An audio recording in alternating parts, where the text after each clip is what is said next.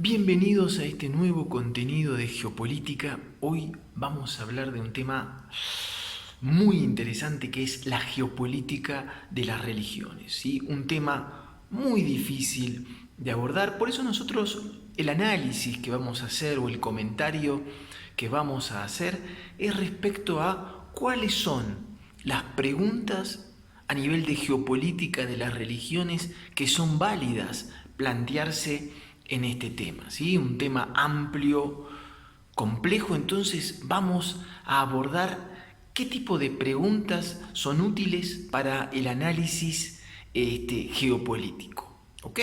Porque finalmente, como decimos siempre, la geopolítica tiene una rama filosófica, ¿sí? Y dentro de esa rama siempre lo más importante son formularnos las preguntas adecuadas, ¿ok?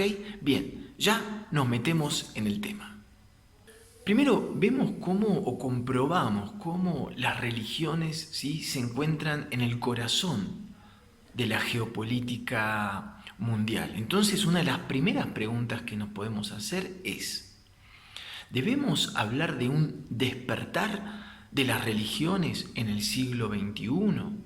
¿Debemos hablar más bien de un retorno de las religiones? ¿Debemos hablar de una reafirmación de la influencia de las religiones en la geopolítica mundial? ¿O simplemente a lo que estamos confrontados en esta era global de la hipercomunicación es simplemente a una mayor visibilidad del peso religioso en la geopolítica del mundo?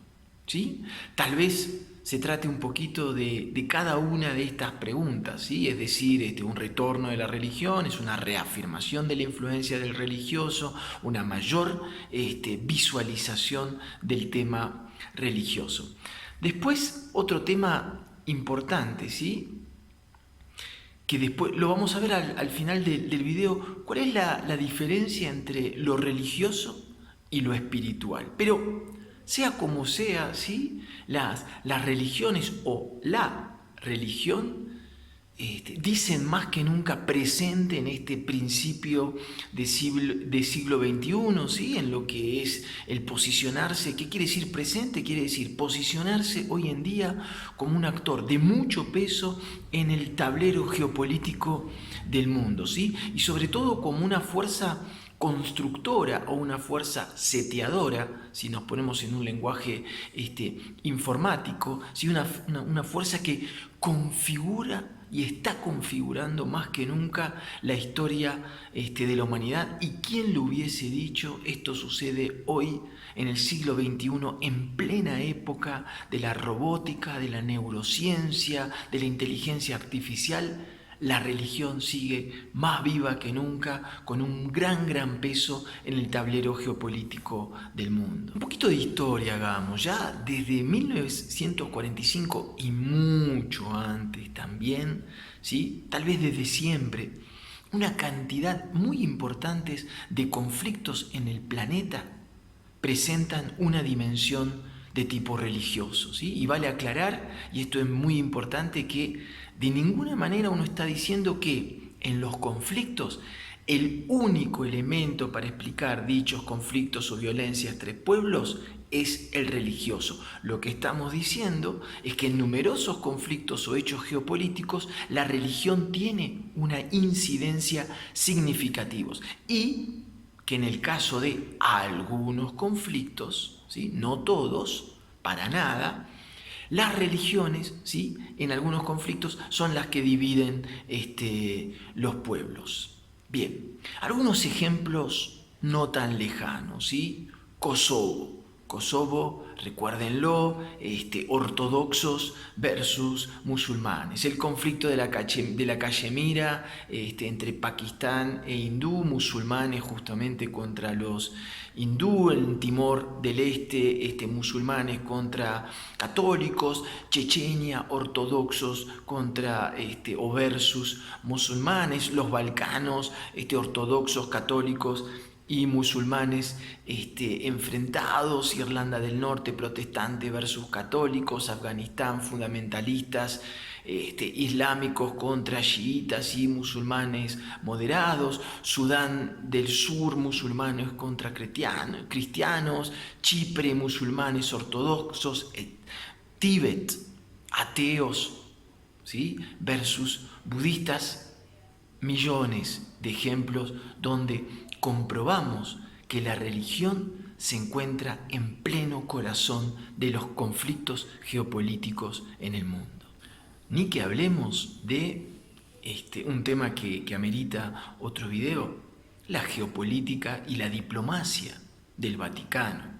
¿Sí? El Vaticano ha tenido siempre una gran incidencia en la geopolítica del mundo. Recordemos no hace mucho al Papa Francisco teniendo un rol muy importante para el levantamiento del bloqueo o la normalización de las relaciones entre Estados Unidos y Cuba cuando estaba Barack Obama, ¿sí? Ahora la situación con Donald Trump se ha modificado de lleno.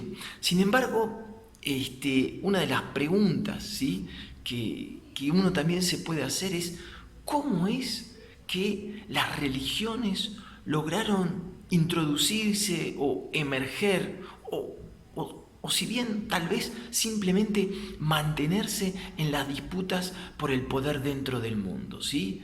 ¿Y por qué nos hacemos esta pregunta? Porque más de un analista, ¿sí?, solía pensar que la llamada modernidad del mundo implicaba de alguna manera la disminución del peso, ¿sí?, del factor religioso en la geopolítica mundial, sobre todo teniendo en cuenta que durante casi toda la mitad del siglo XX, ¿sí?, el motor de la historia parecía, digo bien, parecía moverse solamente. El motor de la historia parecía moverse solamente gracias a la combustión, ¿sí?, si queremos hacer la metáfora de un motor. El motor de la historia parecía solamente moverse gracias a la combustión producida por las idas y vueltas de las guerras frías. Hubo muy pocas excepciones durante la segunda mitad del siglo XX. ¿Sí? Por ejemplo, podemos decir, una excepción fue la Revolución Islámica iraní de 1979 con un gran peso de lo religioso. Sin embargo, hoy en día los hechos que comprobamos, ¿sí?, y que dan testimonio en la geopolítica del mundo es que la importancia de la religión dentro de la actualidad geopolítica son numerosísimos, ¿sí? Actos terroristas perpetrados en nombre del Islam, el conflicto israelo-palestino, los conflictos en Medio Oriente que oponen chiitas y sunitas. Siempre decimos lo mismo, no es que los conflictos en Medio Oriente se explican únicamente por la división religiosa entre chiitas y sunitas, nada que ver, no decimos, hay muchísimos conflictos, ¿sí?, que no tienen nada que ver con eso, pero lo que siempre decimos es que a la hora de realizar un análisis geopolítico del Medio Oriente se tiene que tener en cuenta esta división religiosa entre musulmanes, más precisamente entre sunitas y chiitas, pero que no son la única explicación. También es importante hablar de la suerte, ¿sí?, el peligro que están corriendo algunas minorías cristianas en algunos países, los condenados a muerte en Pakistán por haber blasfemado, en las elecciones geopolíticas, en las elecciones presidenciales de Brasil en las que ganó Jair Bolsonaro, el peso de los evangélicos ha sido fundamental, y el peso de los evangélicos también en la elección de Donald Trump en Estados Unidos ha sido fundamental. Entonces, vemos que el peso de lo religioso en la geopolítica mundial tiene todavía una gran incidencia y es un elemento, repetimos, no es el único, importante a la hora de tomar en cuenta, ¿sí?, los elementos que hacen, los elementos más importantes que hacen a la realidad de la geopolítica mundial. Bien, y ahora un tema tal vez que nos salimos de lo geopolítico, o tal vez no, porque la conciencia del ser humano hace a la geopolítica, tiene que ver con una pregunta que me hacen a menudo cuando doy estas charlas, ¿sí? Que es, ¿cuál es la diferencia entre lo religioso y lo espiritual?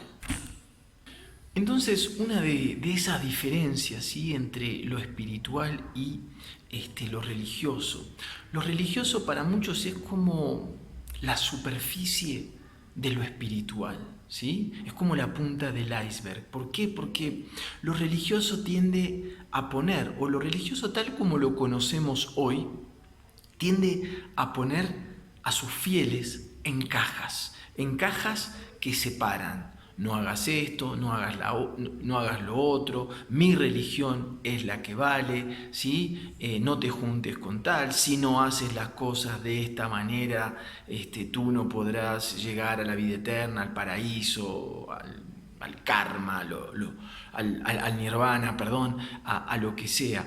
Y sobre todo, ¿sí?, según mi punto de vista, es que la religión no responde a dos preguntas fundamentales que la espiritualidad sí contesta, ¿sí? ¿Quién soy yo? Es una de esas preguntas. ¿Qué es el hombre? ¿Quién es el hombre? ¿Sí? Y lo segundo, ¿a qué vino al mundo? ¿Sí? Porque las religiones nos dicen cómo soportar el sufrimiento, ¿sí? O por qué tenemos que soportar el sufrimiento, ¿sí? La religión, siempre decimos, es como que te pone como le ponen a los caballos, ¿sí?, para que no mire a los costados, pero no te enseña esa transformación interior para no tener necesidad de andar con esas antojeras, ¿sí? Las religiones no responden entonces a esas dos preguntas tan importantes que desde hace milenios el hombre se hace. ¿Por qué vine al mundo? ¿Sí? ¿Y quién soy yo? ¿Qué soy yo en este mundo? ¿Una persona que simplemente existe durante un tiempo y después no existe más? ¿Un alma que reencarna? ¿Sí? Un alma que va reencarnando en varios cuerpos buscando la mejor manera de afinarse y corregirse, ¿sí? Un montón de cosas. Y dentro de lo religioso, sobre todo dentro del cristianismo, ¿sí?, quedan como muchas cosas por resolver. Y hoy vemos como, por ejemplo, ¿sí?, lo religioso durante todos estos años y tal vez desde milenios, desde que la Iglesia Católica le impuso a los sacerdotes el tema del celibato, hoy vemos cómo en las primeras planas sí aparece el tema de los abusos por parte de los sacerdotes. ¿Por qué? Porque la religión no pudo justamente sostener espiritualmente a esos hombres, ¿sí? Y sabemos perfectamente que el celibato, ¿sí?, se impuso recién en el siglo XII-XIII. Quiere decir que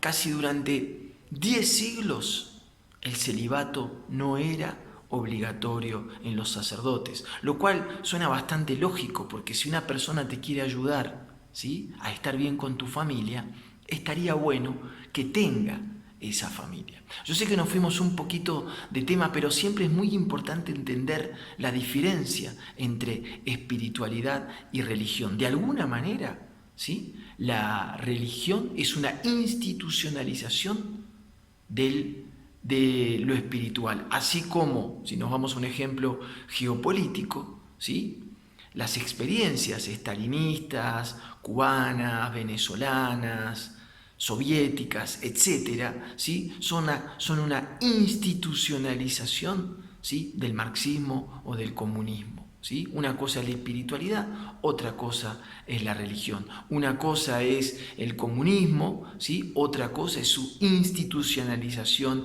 en la tierra. Una cosa es el liberalismo como un hombre libre y otra cosa es el liberalismo entendido como la libertad como uno de los mayores valores, la libertad individual como uno de los mayores valores que puede tener un ser humano en la tierra, y otra cosa es la institucionalización de todos los países que aplican de alguna manera esa religión liberal o esa religión comunista o marxista. ¿Ok?